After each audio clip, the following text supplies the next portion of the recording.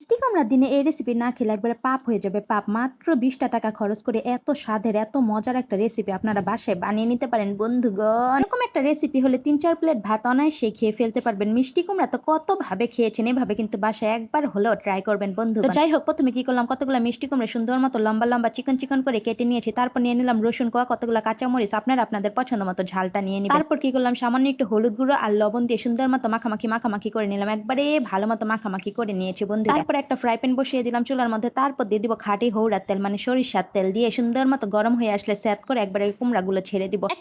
একটা করে কুমড়াগুলো একবারে সুন্দর মতো সেট করে ছেড়ে দিব। তারপর কাঁচামরিচগুলো দিয়ে দিলাম রসুনের কোয়াগুলো। এখন উল্টে পাল্টে চিত করে একবারে সুন্দর মতো ভাজাভাজি করে নিব বন্ধুরা। দিনে এই রেসিপিটা যে আমি কতবার বানাই কতবার খাই তার কোনো হিসাব নেই বন্ধুরা, এত বেশি আমার কাছে ভালো লাগে এই জিনিসটা। যাই হোক, যখন দেখি কিছু দিয়েই মন ভরে পেট ভরে ভাত খেতে পারি না, তখন এই টাইপের একটা রেসিপি বানাই, একবারে মন পেট সব ভরে ভাত খেয়ে কি যে মজা লাগে, কি যে স্বাদ বন্ধু। যাই হোক, সুন্দর মতো লাল লাল করে ভাজাভাজি হয়ে গেছে। ভাজাভাজি হয়ে গেলে একবারে স্যাত করে চুলা থেকে নামিয়ে নিতে হবে, একবারে সুন্দর মতো নামিয়ে নিতে হবে বন্ধুরা। সবকিছু কিন্তু সুন্দর মতো সিদ্ধ হয়ে গেছে। তারপর এখানে কতগুলো লালু মরিচও দিয়ে দিব, মানে শুকনা মরিচগুলো দিয়ে দিব। দিয়ে সুন্দর মতো নাড়াচাড়া করে একবারে মচমচে করে ভেজে নিব বন্ধুরা, একবারে সুন্দর মতো ভাজাভাজি করে নিব। এই রেসিপিতে ঝালটা একবারে আপনার উপর ডিপেন্ড করে, আপনি কতটা ঝাল খেতে পারেন ততটাই মরিচ এখানে ভেজে নেবে। সুন্দর মতো ভাজাভাজি হয়ে গেলে চুলা থেকে নামিয়ে নেব। তারপর কি করবো, এই কুমড়াগুলোকে সুন্দর মতো ডলে একবারে ভর্তা বানিয়ে ফেলতে হবে বন্ধুরা। গরম গরম কুমড়াগুলো ডলে ভর্তা বানিয়ে ফেলবো। গরম ভর্তা করতে যেয়ে আমার হাত একবারে পুরো ছাই হয়ে যাচ্ছে। খাদক বেটাকে বসে আছে গরম গরম ভাত নিয়ে, গরম গরম ভাতের সাথে নাকি এই রেসিপি খাবে, জন্য আমার হাত পুরে কয়লা হয়ে যাচ্ছে। যাই হোক, এরকম খাদক বেটা একটা বিয়ে করলে সারা জীবন রান্নাঘরে কাটিয়ে দিতে হবে বন্ধুগণ। রান্নাঘর থেকে আর বের হতে পারবে না, কখনোই ছুটি পাবেন না। এখন এখানে কতগুলো পেঁয়াজ কুচিও নিয়ে নিলাম। তারপর নিয়ে নিলাম শুকনো মরিচ, তারপর সামান্য একটু লবণ দিয়ে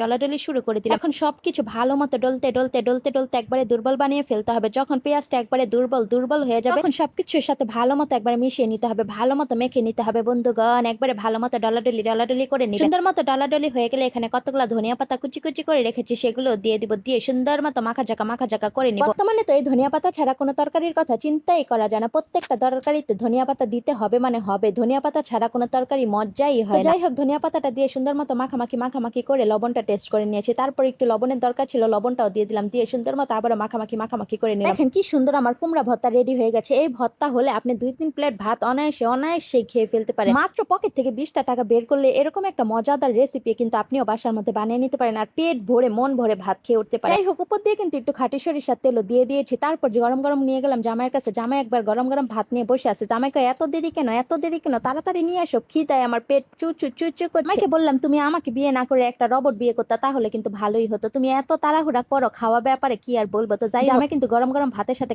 খাচ্ছে, সেই নাকি মজার হয়েছে। ভিডিওটি ভালো লাগলে সবার সাথে শেয়ার করে দিবেন, লাইক কমেন্টস ফলো দিতে কিন্তু একটু বলবেন না। আল্লাহ হাফেজ।